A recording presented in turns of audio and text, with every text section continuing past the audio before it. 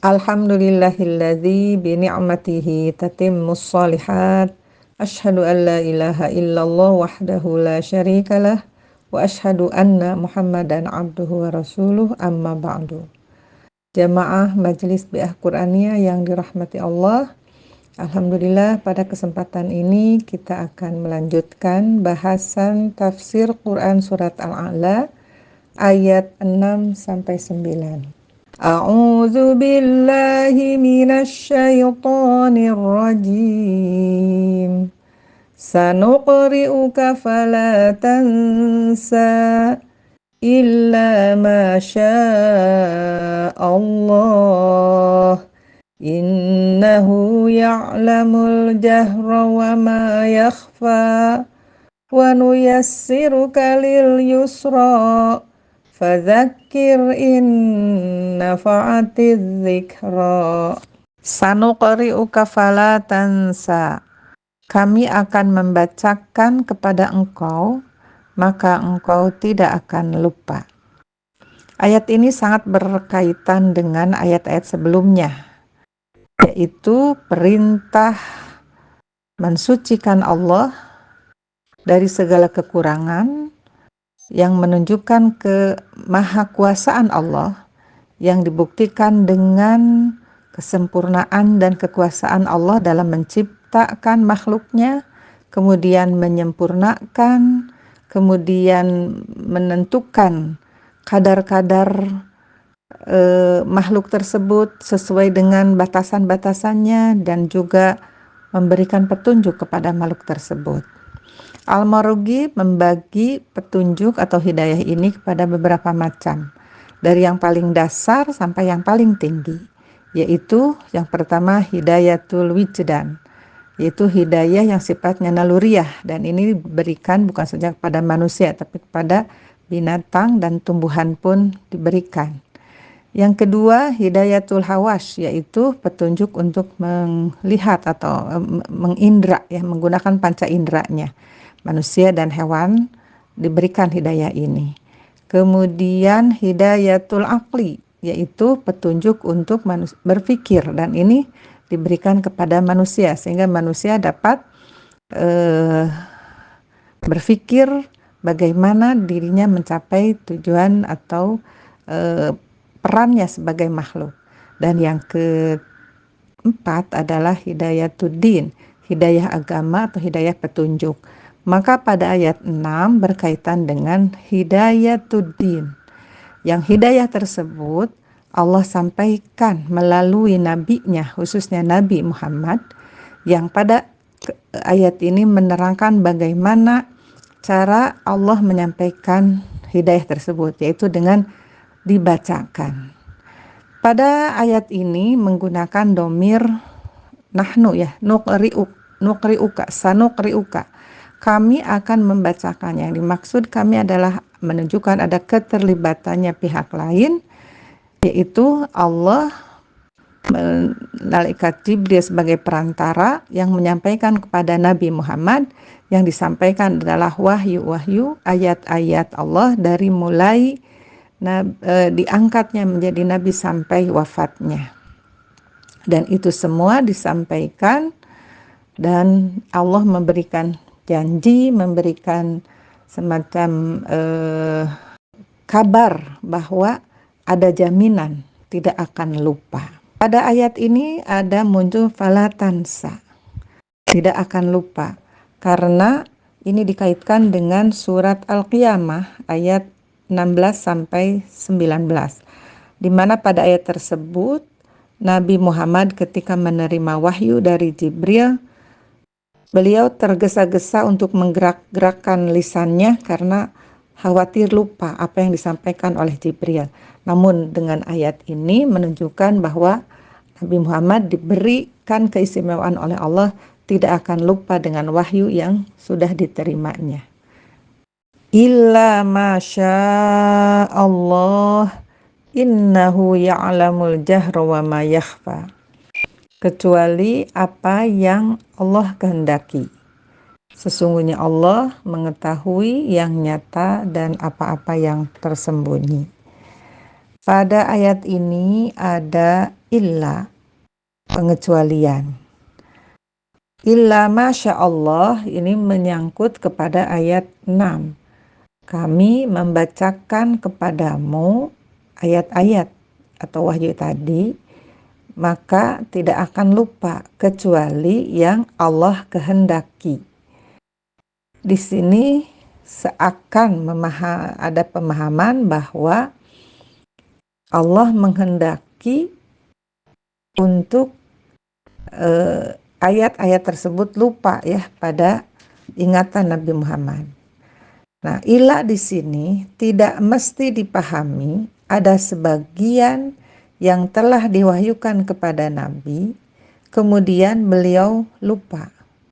Jika demikian, maka bacaan atau hafalan Nabi bisa jadi sama dengan bacaan kita sebagai manusia biasa yang mendapat pelajaran dari sesama manusia. Sedangkan Nabi, beliau mendapatkan pelajaran langsung gurunya dari Allah dan malaikat Jibril.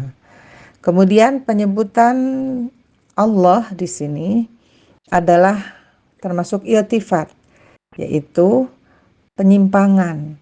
Dari awal kita berbicara dengan subjeknya kami akan membacakan kepadamu kecuali yang kami kehendaki,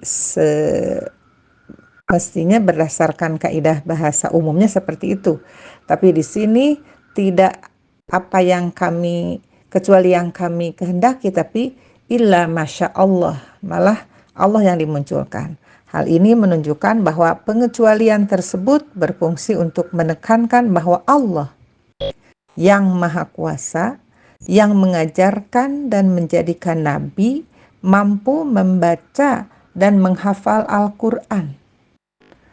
Dan tidak akan lupa apa yang sudah disampaikan akan terkumpul dalam hati dan pikiran Nabi. Tidak menjadikan kudroh tersebut menjadi terbatas sehingga tidak dapat membatalkan kemampuan. Hal ini untuk menjelaskan bahwa maha kuasanya Allah itu seperti itu. Tidak berarti Allah itu tidak mampu untuk melupakan, tapi di sini tidak seperti itu maksudnya. Hanya untuk tadi menjelaskan bahwa menekankan bahwa Allah itu maha kudroh, maha berkehendak. Innahu ya'lamul jahra wa ma yakhfa. Sesungguhnya Allah mengetahui yang nyata. Dari beberapa keterangan tafsir, yang dimaksud nyata di sini adalah keinginan keras Nabi Muhammad ketika beliau tergesa-gesa menggerakkan lidahnya untuk segera membacakan kembali apa yang disampaikan oleh Jibril. Maka dengan ayat ini sebagai jaminan tadi ya dari Allah, Nabi Muhammad diberikan keistimewaan untuk tidak lupa terhadap ayat-ayat Allah. Wa ma yakhfa, dan apa-apa yang tersembunyi. Ini ada dua yang kata berlawanan, al-jahra wa ma yakhfa.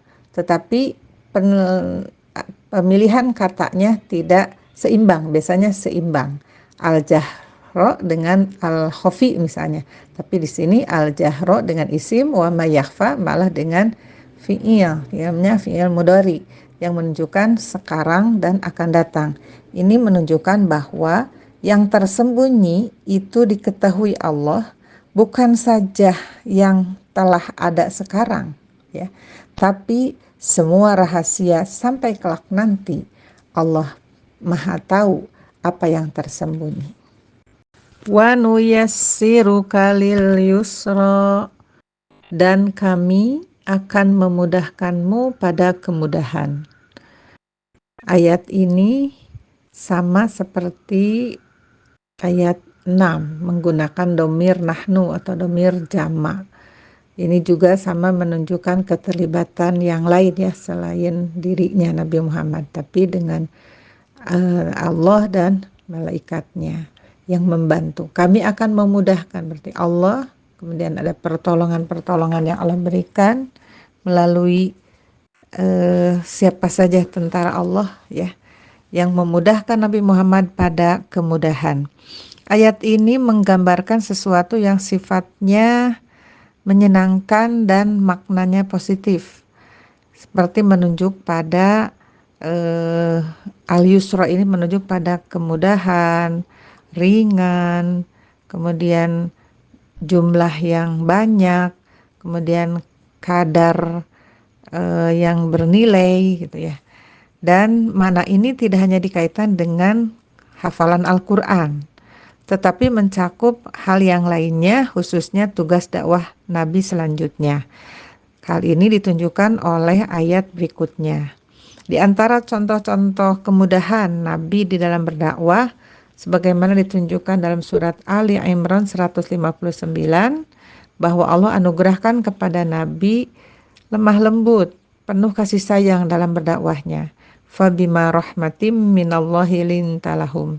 Nabi senantiasa bersikap lembut ya kepada siapapun yang menjadi lawan bicaranya ya, terutama apalagi ya kalau dengan para pengikutnya, dengan lawannya saja Nabi Nuh selalu lembut ya, tidak ada kekerasan.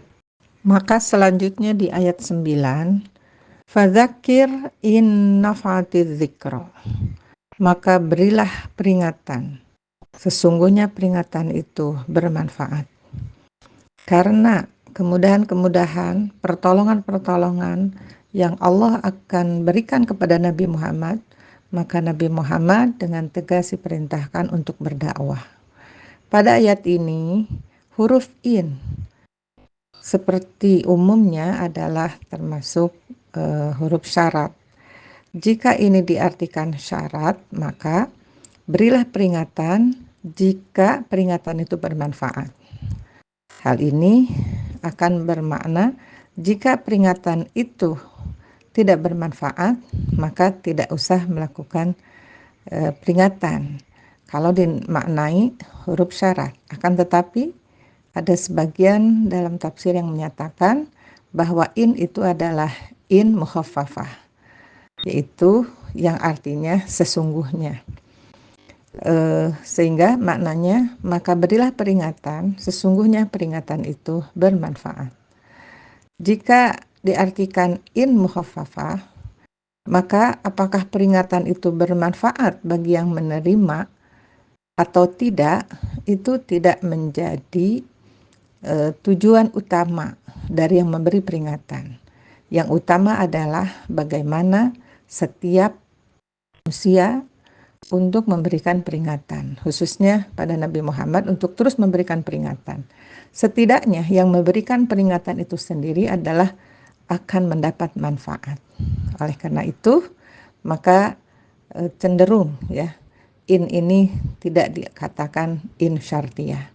Maka berilah peringatan, sesungguhnya peringatan itu bermanfaat. Demikian tafsir surat Al-A'la dari ayat 6 sampai 9. Semoga bermanfaat. Terima kasih. Aqulu qawli hadza wa astaghfirullah li wa lakum. Wassalamualaikum warahmatullahi wabarakatuh.